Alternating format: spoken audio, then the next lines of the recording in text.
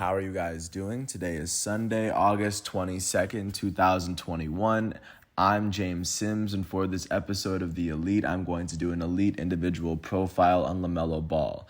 The elite young point guard for the Charlotte Hornets turns 19 today, and for this episode, I plan on going through his accomplishments and his achievements, and just to get a sense of how special LaMelo Ball is to be this good at such a young age.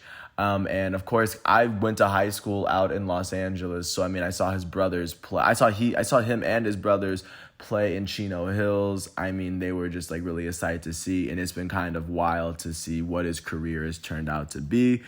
From there to his wild trip around the world to making it to the NBA right here. This isn't going to be a long one because he hasn't done that much in the league, but just to give a little bit of background, he's about 6'6", 180 pounds. Because he's 6'6", I guess. That's the point. That's the part that stands out. He's a very tall point guard. He, of course, has the skills. He can shoot. He can pass. But I think that height is definitely what gives him a little bit of edge. And, of course, he does have a little bit of a little bit of edge in him, which, of course, makes him a really good basketball player. And he's very intelligent. His dad, LeVar Ball, his brothers, LiAngelo and Lonzo, they taught him well. And I think it's really showing, is really coming all together, and it came to, and that culmination resulted in him ending up with the NBA Rookie of the Year and almost making the playoffs with this year's Charlotte Hornets team. No offense to the Charlotte Hornets team, but it would have been very impressive had LaMelo Ball gotten the Charlotte Hornets to the playoffs this year. But just to give a little bit of background, he would originally come out of Chino Hills High School his freshman year. He would skip his 8th grade year just so he would play a year of high school with Lonzo Ball, and I think they would go on to win state. His sophomore year, he would go back and he would put up crazy numbers, such as I think he put up 91 points in a basketball game. His junior year, that was when LiAngelo Ball was dealing with the China situation. And LaMelo Ball was also, he dealt with the new coach, so eventually he left. He would eventually go play in Lithuania, I believe. Sorry if I get the country wrong. And then he would go and play for the JBL, which would be his father's basketball league that he made. And eventually he would sign to play with the Illawarra Hawks, just to play basketball for a professional league with actual talent. No offense to the LeVar Ball League. But in his one season with Illawarra, he would become the Australian Rookie of the Year, just edging out another player by about 5 votes.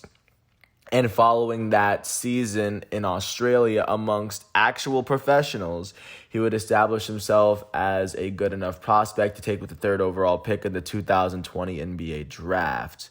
Thus far, he was taken behind Anthony Edwards, who was looking like a great pick for Minnesota, and he was taken behind James Wiseman, who was taken to the Golden State Warriors, just to give a sense of where he is.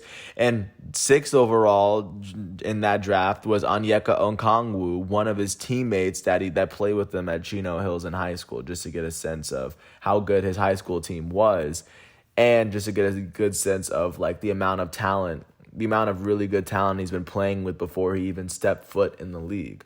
But ever since that day, he has been a member of the Charlotte Hornets. And like I said, from 2020, 2021, he's played 51 games. He started 31 of them. This most recent season, the Charlotte Hornets would finish with a 33-39 record in a shortened season as a result to a shortened offseason after the NBA had to delay the previous season due to coronavirus. But regardless, in the shortened season, LaMelo Ball would go on to win the Rookie of the Year, playing 51 of his team's combined 72 games. He will go on to average 29 minutes a game, averaging almost 16 points, 5.9 rebounds and 6 assists, 15 and a half, 6 rebounds and 6 assists, along with 1.6 steals on the season, shooting 43.5% from the field, 35% from three, and 76% from the foul line. That is an amazing rookie year, and it's a really great foundation to build up from. And just seeing where he started from, just seeing all the drama that he's dealt with, the fact that he was able to come out of this with the Rookie of the Year, it shows that his future is bright, and I definitely feel more validated for giving LaMelo Ball an elite profile this time last year. Hopefully we can see what he does by this time next year. And first off, I want to thank Pro Basketball Reference, and I want to thank the NBA and ESPN website to give me the facts and figures that I needed to do this episode. I want to wish LaMelo Ball a happy 19th birthday. If you ever get a chance to watch him, he's wearing number 2 for the Charlotte Hornets. I know it's the Hornets, but LaMelo Ball and their announcer sometimes. And sometimes, the team itself, they are a good team to watch sometimes. You know what I'm saying? With that said, I also want to thank everyone for listening to all 6 minutes of this piece. I hope all is well. Once all of today's episodes and exhibitions and matchups are done, I will come back tomorrow with another episode for today's matchups on tomorrow. For the episode will come tomorrow, Monday, August 23rd. And hopefully by this time next year, I'll have more to talk about with LaMelo Ball on Sunday, on August 22nd, 2022.